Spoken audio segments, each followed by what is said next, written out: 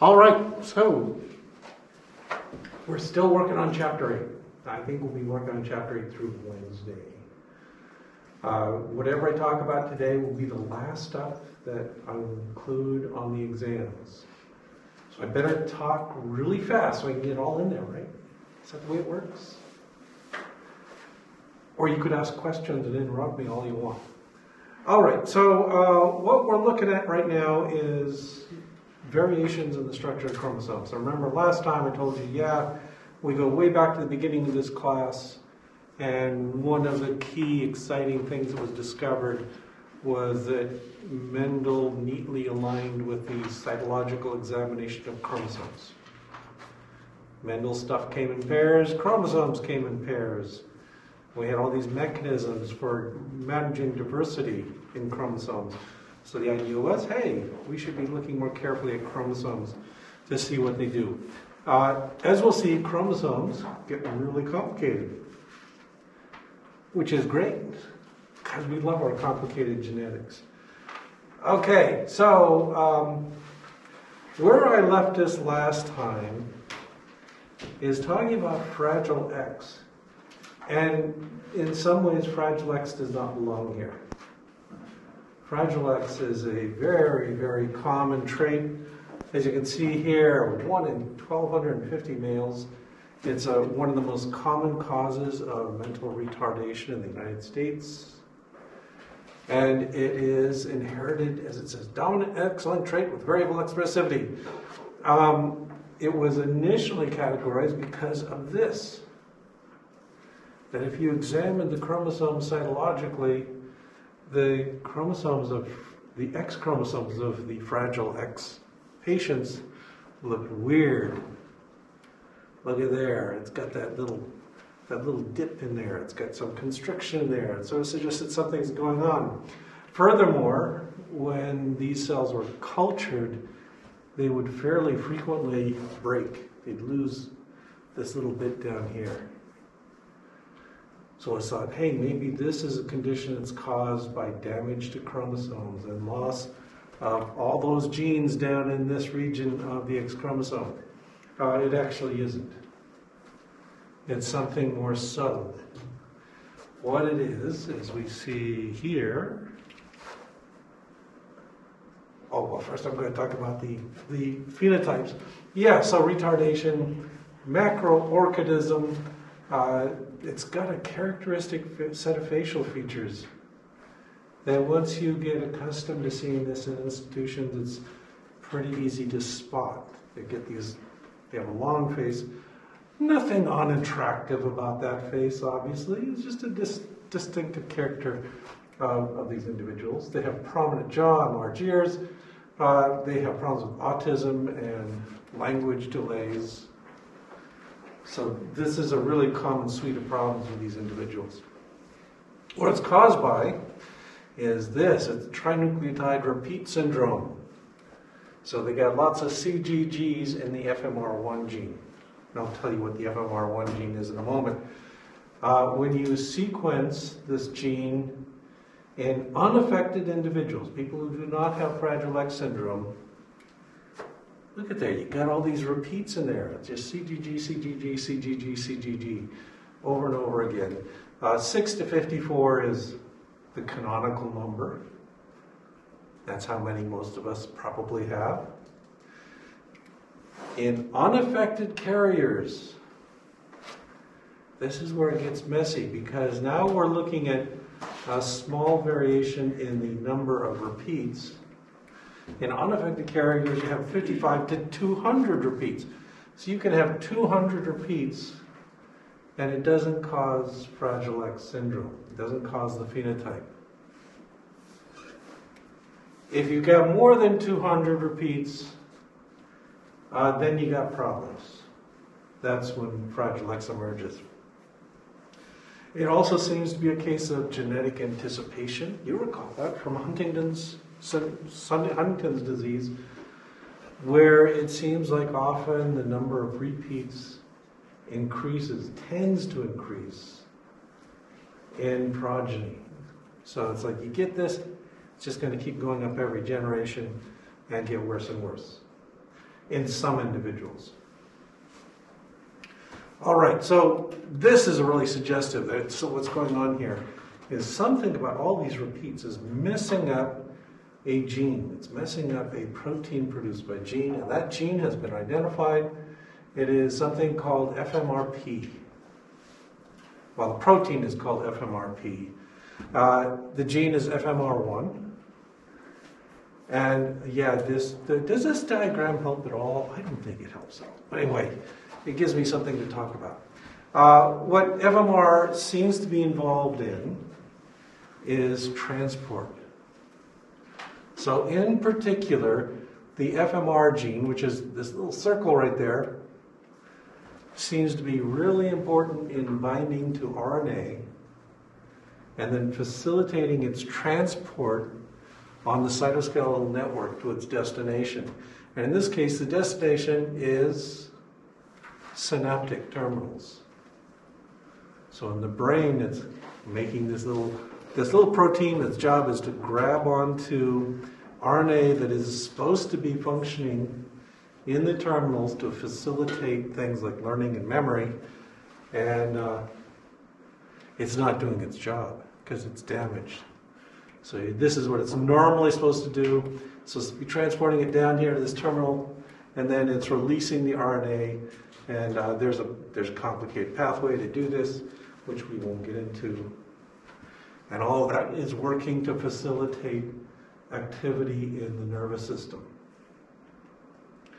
which explains what's going on with the mental retardation. Their brains just aren't working as well. It may also be involved in things like the macroorchidism and these other syndromes, because this seems to be important in just generally transporting functional RNAs to a destination. So it's messing that up in subtle ways. Okay, but like I said, this really doesn't belong in a discussion of chromosome variations. It's just that historically it always has been thrown in there because, hey, it looks like something's wrong with the chromosome in a fairly gross way. What we need to consider, eventually, there we go, is other phenomena that go on in chromosomes. And here's a short list of these. So what's going to happen in the chromosomes? Well, we're going to see deletions or deficiencies. You can actually have gross errors of the chromosome structure that delete chunks of the chromosome. Conversely, you can have duplications. That is phenomena that double the amount of DNA in a region of the chromosome. It'll turn out these kind of complement each other. They work together. That many of the phenomena that generate deletions also generate duplications. Then there are inversions. We can just take a chunk of DNA and flip it around and reverse the order of the genes. And then we also have translocations. That's where a piece of DNA on one chromosome gets moved to another place on the same chromosome or a different chromosome. So here we've been talking about mapping genes, right? We've been saying, okay, yeah, Thomas Hunt Morgan showed us we can do this. We can look at recombination frequencies. We can look at the distance between pairs of genes. And what this is saying is that doesn't always hold true. This was rather shocking to people when they discovered it. But what it means is that the arrangement of genes on a chromosome can change by these mechanisms. Okay, here's a diagrammatic illustration of all that, all those phenomena. So here's a deletion. So we got a chromosome, and it's got genes A, B, C, D, E, F, G on it. A deletion is easy to conceive of. Just knock out D. So now the sequence is A, B, C, E, F, G. So that's a deletion. You could also have a duplication. So in this case, we're saying we're taking this chunk right here, and we're going to duplicate it to make A, B, C, B, C, D, E, F, G. Like it's got a stutter. So you can imagine some of this is going on, for instance, in the Fragile X mutation, where we're getting an increase in the number of repeats you can imagine we just get a duplication error in there, and that will increase the number. Here's the inversion phenomenon. So we got A, B, C, D, E, F, G. We're going to invert this little section here, so it becomes A, D, C, B, E, F, G. Now, in many cases, this will have no obvious phenotypic effect. Right? This individual has all the same genes as this one. If the inversion can disrupt some genes, but let's say, imagine it doesn't. So it's got all those same genes. Everything's going to work just fine. It's not going to be phenotypically noticeable. Except for one thing, it has a strong effect on the frequency of recombinations. We'll talk about that in a moment. Okay, another phenomenon, we can have translocations. Translocations can be non-reciprocal or reciprocal. A non-reciprocal translocation is shown here. For instance, here we've got our chromosome A, B, C, D, E, F, G. Here we go on H, I, J, K, L, M, a different chromosome. And we just slice off that chunk of the blue chromosome and put it on the orange one, and we get a chromosome with this sequence. This can happen as well. So when we talked about X-linked traits, so we talked about the inheritance of sex, and we talked about the testis generating functions of that one little region of the X chromosome, or the Y chromosome, excuse me. If we have a translocation that puts that on an X chromosome, that converts an X chromosome into functionally a Y chromosome. So it has a different effect in males. Because now you've got N, this is the X chromosome, that little simple line there, and this line with a little hook, that's the Drosophila convention for illustrating a Y chromosome. So it's got one X chromosome and a Y chromosome, and so it's lethal in males. Can you understand sex inheritance, right? So this is routine and obvious. Here's an example where we've got a wild type which has also got the white allele on one chromosome, and on the other chromosome, we've got this notch mutant. The notch mutant happens to include the white gene. So we've knocked out notch and we've knocked out white on this chromosome. And when you look at this individual, what color will its eyes be? They'll be white, yeah. So you got this individual that is carrying a recessive trait, recessive white, and when you cross it to notch, you get a big surprise, and the progeny all have white eyes. That's because of pseudodominance. This is a pseudodominant allele in that case because we're lacking all of these genes here, so yeah, it shows through. And here's just another case, it's exactly the same thing. We got notch, and it's also taken out facet and split two other genes that are on the chromosome, and so they will be pseudodominant as well. So this fly will be wild type for notch, but it will be mutant for facet and split. Okay, so we can play all kinds of games like that. Okay, what about duplications? Here are some examples of duplications, lots of examples of duplications. So here we got our chromosome A, B, C, D, E, F, G, H, I, J. There's the centromere. And we can have different kinds of duplication. So here's a tandem duplication. So just take DE here, and we duplicate it right next door. So we got A, B, C, D, E, D, E, F, G, H, I, J. Kind of obvious, right?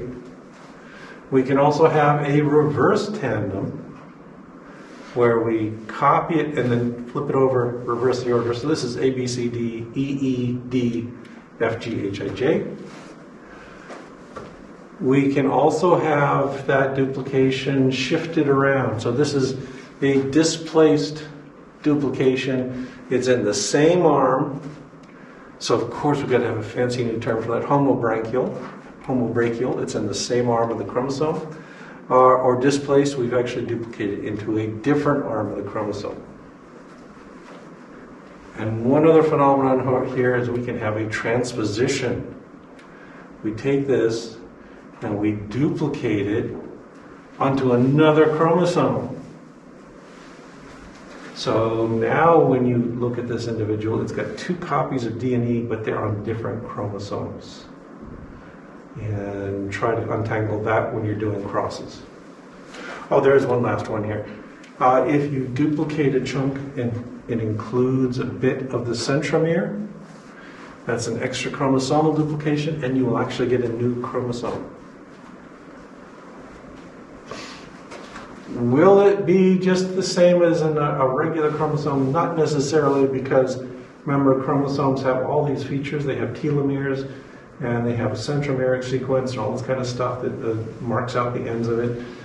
So this may not be a very robust chromosome that lasts very long.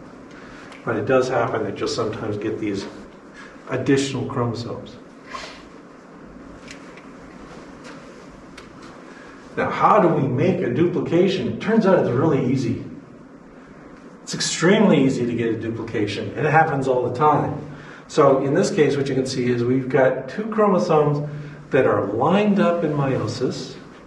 And remember, they're supposed to pair up perfectly, where all the genes on the chromosome are all lined with each other, and then we have a crossover event, and it just rearranges the alleles and not the genes themselves. In this case, our 2 chromosomes are out of alignment with one another. So here we got this chromosome and this one all lined up next to each other, but they're off a little bit, so that we get a crossover event that forms between B and C on the blue chromosome, but then it falls between C and D on the orange chromosome. And when you do that, what will happen? Well, this chromosome is fine, number 1 up there, no change. Number 4, that's fine, there was no crossover involving it. Keep going, you can do it. Okay, and then when we look at 2 and 3 though, 2, look at this sequence here. It goes A, centromere, B, D, E. So we've had the deletion of C. And over here, when we look at 3, we've got A, centromere, B, C, and then we go up here, C again, D, E. So it's trivial to get these kinds of duplications. These duplications have a couple of effects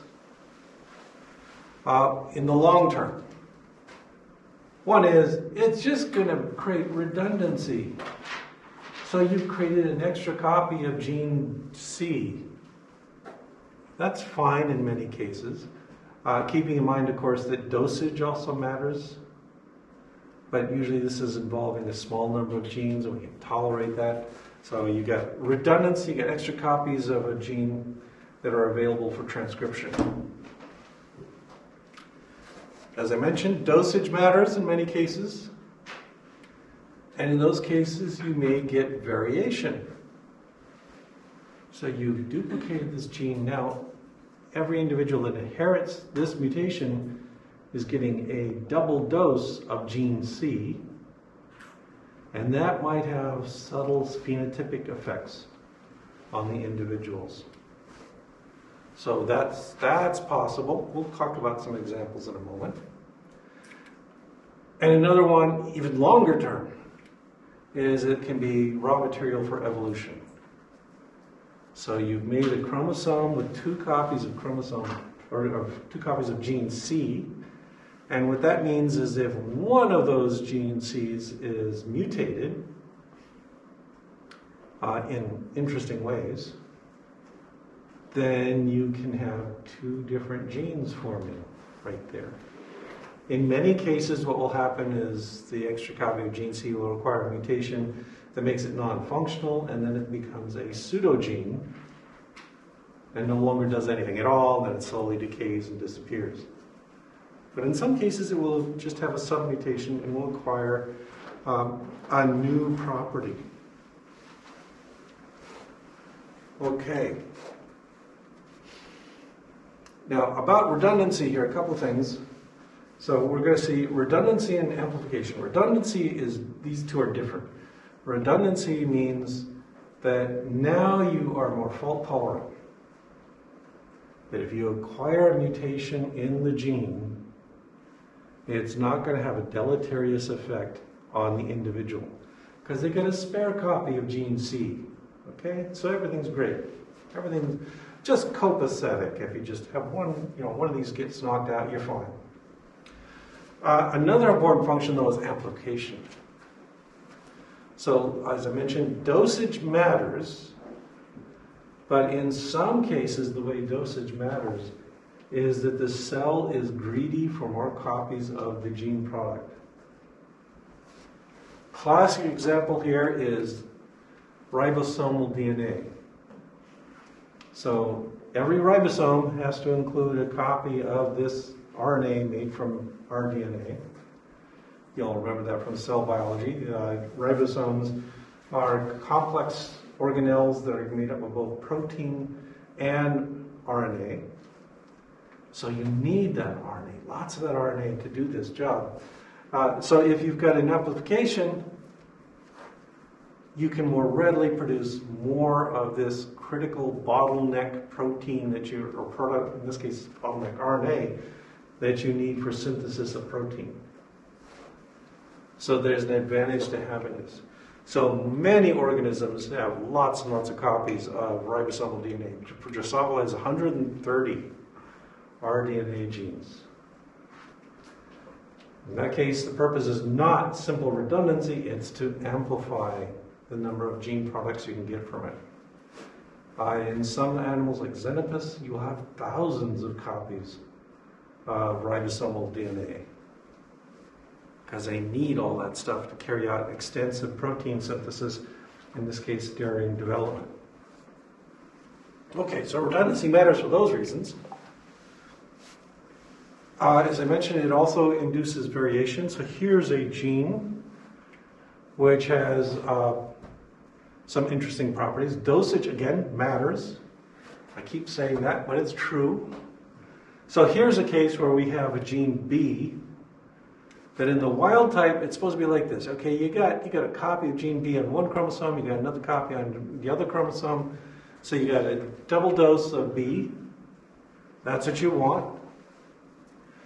You can also have a mutation where you get an extra copy, a duplication on one chromosome. That increases the dosage of B.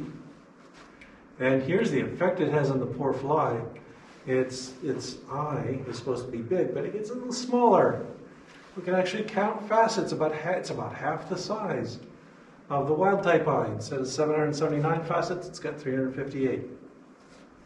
And we can play cruel games and introduce more duplications, like this case here. And look there, you got 68 facets on this individual. Its eye is basically just a little slit.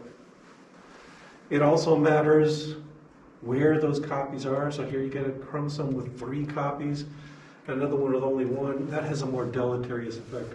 So you've only got 45 facets in this fly. So dosage matters. That's the lesson here. And duplications will modify dosage. And as you see here, what I just told you a little while ago, yeah, this is easy to generate. You just have a crossover event that duplicates that particular gene. And you might be saying, okay, that's fly. What about people? People also have, this was a really interesting study done a few years ago, where they looked at a particular gene, salivary amylase. So, anyone remember what amylase does in cell biology? We used it. It's one of the enzymes we used in the lab. So amylase is an important enzyme for breaking down complex sugars. So your salivary glands are pumping this stuff out, and what it does is it starts the process of breaking down polysaccharides into monosaccharides and disaccharides right there in your mouth, and then that process continues down in the gut. So it's very important if you are consuming lots of starches. So if you go down to McDonald's and you buy a big bunch of French fries and you're chowing down on those, this is a really, really important enzyme helping to break down those complex carbohydrates. When they started looking in people, what they're looking at here is, okay, so on this axis we've got amylase diploid copy number. How many copies of amylase does an individual have? And on this axis, we're looking at the number per individual. So what we find is that most individuals will have about 10 copies of amylase. Makes sense, right? Because we live on McDonald's French fries. We're just chowing down on those all the time. So we need lots of this amylase. And we find other variations, like we see different variations in all these different organisms, individuals I should say. These are all from humans. And we can plot this out, the diploid gene copy number. And we're also looking at the amount of amylase protein in the saliva. So not just looking at the chromosomes and the genes, we're actually asking what kind of material effect does this have on the saliva produced by these individuals. And yeah, look at there. Some people produce buckets of amylase in their saliva. They must be really good at eating potatoes. And others produce less. So we see this variation. I think I got this next. Yeah, this is a cool result from this. Is then they went around, they looked at people who have different kinds of diets. Actually, they looked at cultures that have different kinds of diets. So, for instance, if you go to the Inuit, way up north, not many potatoes are growing in northern Canada. And these individuals rely a great deal on things like starches and fats in their diet. Whereas you get down here to the United States, you look at people here, we eat lots of starches. And we can look at those mean copy numbers as a function of what kind of diet they have. And look at there, you can see that if you're living in a country with a high starch diet, you will on average have 7 copies of amylase. If you're living in a country like, if you're up there on the Inuit, these are some African and Asian groups that similarly have diets, for instance, high in fish. And you compare those, what you can see is that, yeah, it's correlated. Really interestingly, if you look at chimpanzees, they only have 2 copies. They don't have this kind of copy number variant, which is very suggestive of some of the evolutionary forces that might have been working on humans as we adapted to more complex diets. Okay. So copy number variants are kind of important. Oh, I should mention one other thing about that before I go on. Go back. These are hard to assay. Think of the way we're doing things in the lab, where we're just looking at phenotypic effects of particular mutations. If we have a mutation that is dependent on the number of copies of the gene, you will not get those binary effects. You won't get white eyes versus red eyes. You will get a gradation of effects, which makes it harder to look at. Also, if you're doing things like sequencing the genome, high repetition is hard to count. You do a blast, you do a molecular analysis, you break it apart, the chromosome, and you try and reconstruct it. Yeah, but when you got a whole bunch of copies of one particular gene, it just looks like one particular sequence that you've got in your genome. So these are more difficult to study. You need specific quantitative effects to measure them. Okay, this is all important for evolution because, as it says, a duplication is usually a neutral event. As we saw in that case with the number of facets in the fly eye, not always, but often it is. I would say that, for instance, copy number of amylase is a pretty neutral event. It seems to give you a slight edge in breaking down carbohydrates, but people with low copy number can eat French fries all they want. Doesn't seem to affect them. It doesn't hurt, doesn't inhibit their ability to digest them. Apparently they're digesting a little more slowly, but we don't have a visible effect. It also, if you have a duplication, if you're looking at it from an information theory point of view, it is an increase in the information in the genome. The genome has become slightly more complicated. And it can be then be raw fodder for acquiring mutations that you can then increase the complexity of the genome yet more. Okay, and we have seen this. This is all supported by observation. It says here, lots of genes are found in gene families. Classic example is myoglobin and hemoglobin. So hemoglobin is typically you're gonna find 4 different variants. Well, you got hemoglobin A, you got hemoglobin B, it's more than that. But yeah, we got lots of variations in the sequence of hemoglobin. They're all found in gene families, and they work together to facilitate the transport of oxygen. We also find that genes that have very different functions, that look like they have very different functions, can arise by modification of an ancestral form. And again, in cell biology, we talked about this. Remember bacterial flagellum? In bacteria, they got that little flagellum that moves around. And then we talked about metabolism and the importance of ATPase, ATP synthase. Those have a common origin. Okay, and when you go poking around in the genome, you find pseudogenes all over the place. So these represent duplications that then failed, that got mutated. And because it's a duplication, it doesn't have a deleterious effect to lose one copy, and so we get lots of them accumulating in the genome. Okay. Inversions. Inversions add a whole new level of complexity here. And you might say, hey, that doesn't look like it should do anything at all. So here's a paracentric and pericentric inversion. Paracentric just means it doesn't encompass the centromere. So here we're saying, okay, we got this sequence A, B, C, D, E, F, and we're going to have a break up here between C and B and between E and F, and we're going to just pull that out and flip it around. So we get A, B, E, D, C, F, that kind of sequence. A pericentric inversion is the same thing, except it does include the centromere. So we're going to split between A and B, and between D and E, and we get A, D, C, centromere, B, E, F. Okay, so again, fairly mundane.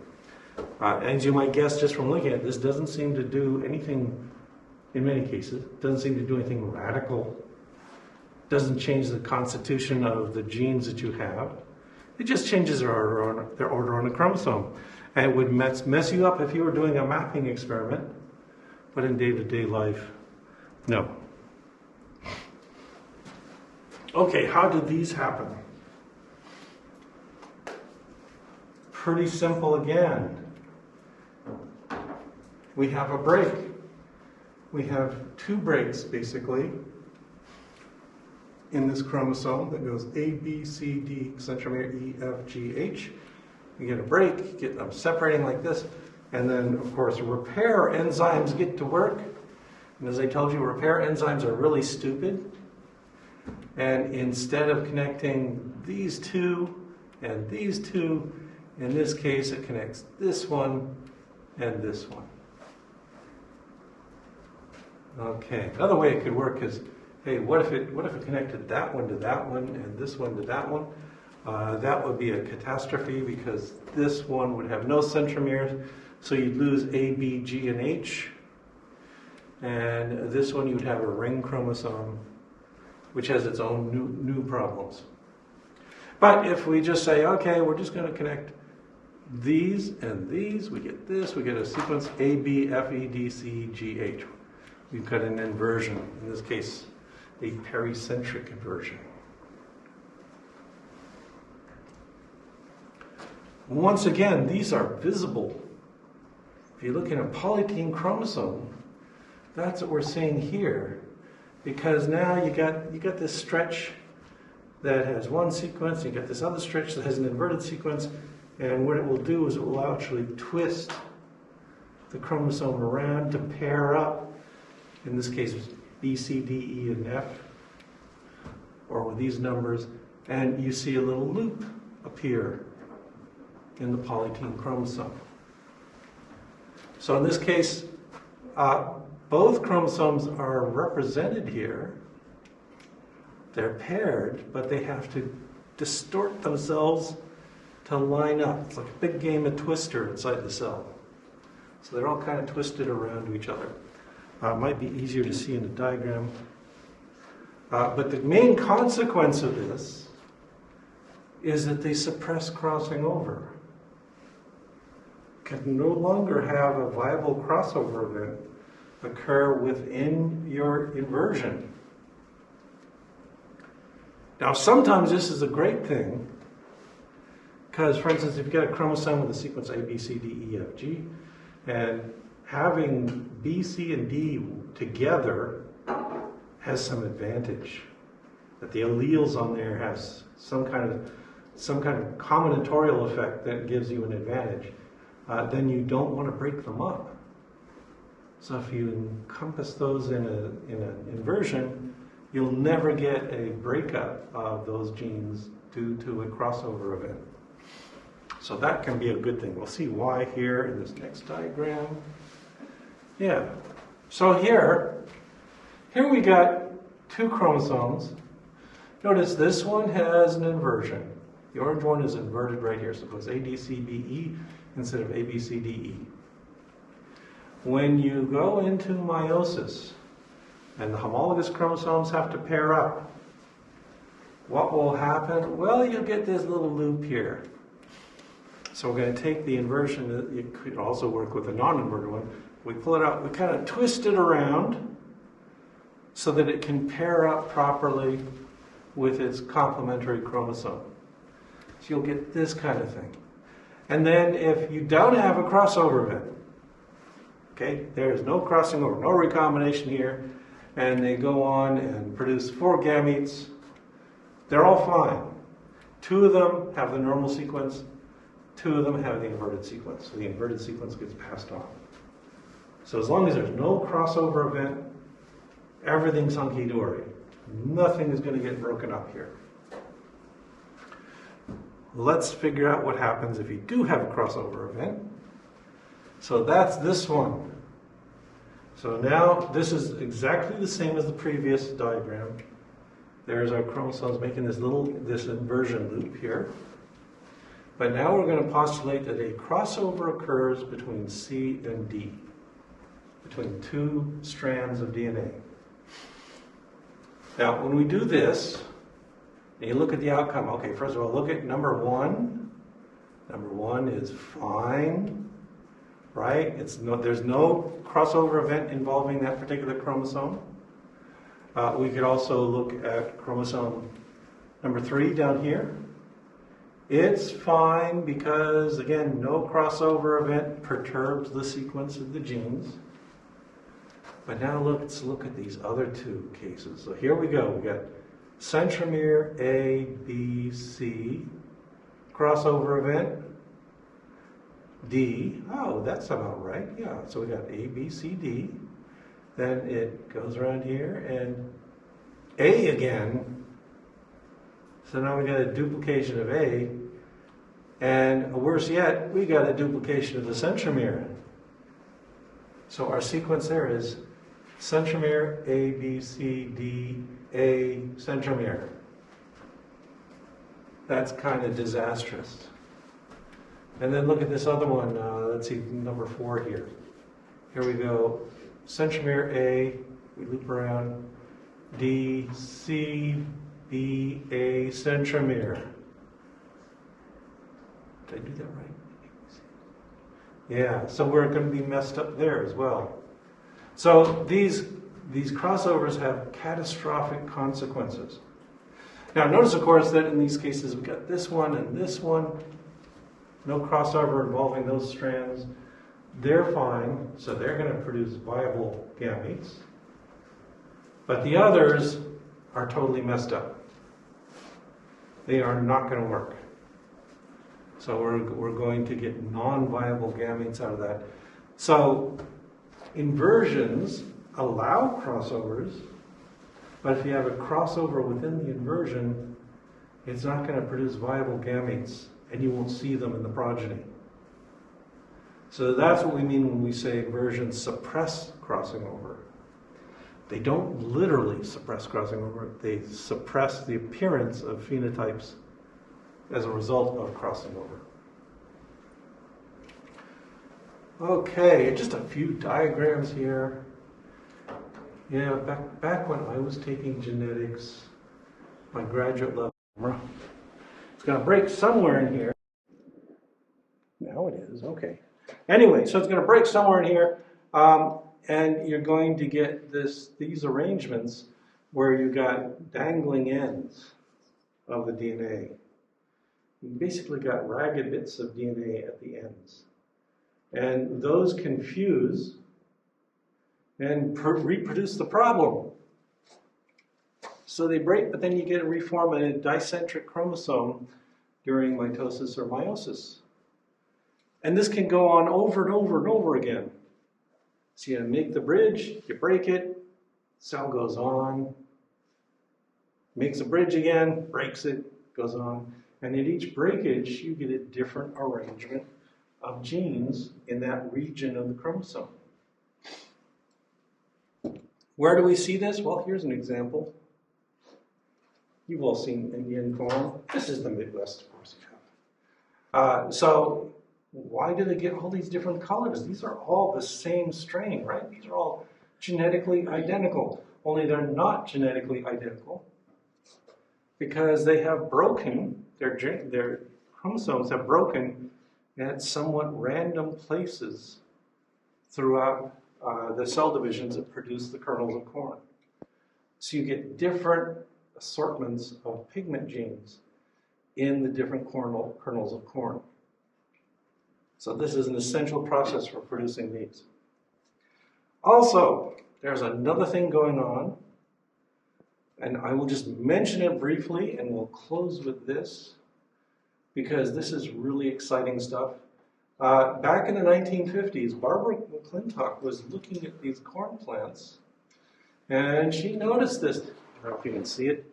Look at there, look at the patterns in the corn. It's not just individual kernels. There's complicated distributions of different pigment gene expression in these different kernels. How does that happen? And McClintock was fascinated with this, started investigating it, and she inferred that there were these things called transposons, which you see illustrated here. This is a transposon here. It's got a little palindromic sequence at the end, and what it likes to do is it likes to jump around in the genome. So it will bind to a different region of the genome, and then it will insert itself into the sequence. So it can interrupt genes, cause spontaneous mutations within the genome. And then it can also jump back out. So it splices itself in, it splices itself back out. This was really interesting stuff. There's a lot of these things floating around. Barbara McClintock announced this in the 1950s, and nobody believed her. They just kind of, okay, really? I don't know. This is breaking a paradigm of genetics because she's saying genes aren't always in the same order on the chromosome. And mutations don't stay in place. There's ways for them to jump around within the genome. And so she was kind of rejected for that. Don't worry, she got vindicated because she won the Nobel Prize for this in the 1980s. So they finally figured out that Barbara McClintock was right.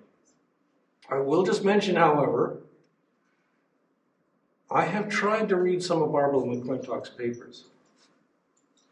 If you want a real challenge, look her up. Oh man, this is a super genius brain up here, because I read those papers and I don't understand how she reached the conclusions she did. But her conclusions were amply tested and reevaluated, and they held up.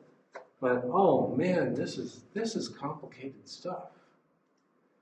I have a lecture in preparation for this. I've had it in preparation for years on just transposons, and I have never gotten to it by the end of the semester because all the other stuff gets in the way. But we'll see. Maybe this is the year I finally get to sit down and explain to people exactly how transposons work and tell you, oh man, this is probably the smartest person who ever existed in genetics, as near as I can tell.